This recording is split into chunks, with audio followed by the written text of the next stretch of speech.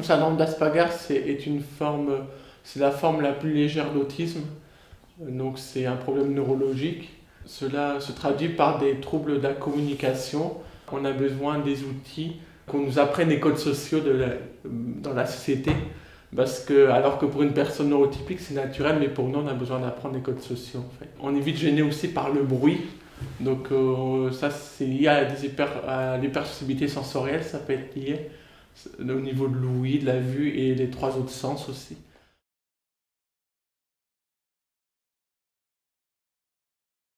J'ai eu un diagnostic à partir du moment à ce qu'on avait pris rendez-vous à l'unité d'évaluation du centre ressources autisme au CRA en fait. Donc du coup je me suis fait diagnostiquer assez tard, à 17 ans. Et c'est vrai qu'avant le diagnostic, même s'il y a des professionnels pensent que c'est pas indispensable, avant le diagnostic, j'arrivais pas à avoir des accompagnements adaptés pour mieux progresser.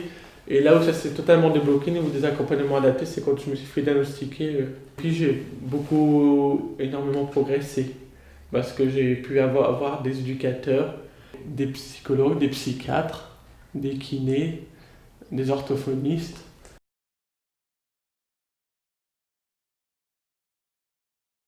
Ce que je pourrais conseiller de faire pour les personnes Asperger, surtout lorsqu'elles sont face à des professionnels qui ne connaissent pas, c'est important qu'elles expliquent en étant accompagnées ou pas leur syndrome en fait, de comment ça se manifeste. Les autistes Asperger sont des penseurs visuels, les autistes de manière générale.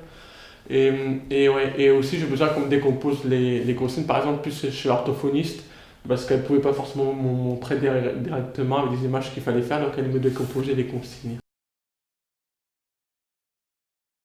Donc souvent les personnes Asperger, elles donnent l'impression qu'elles ne ressentent pas assez la douleur.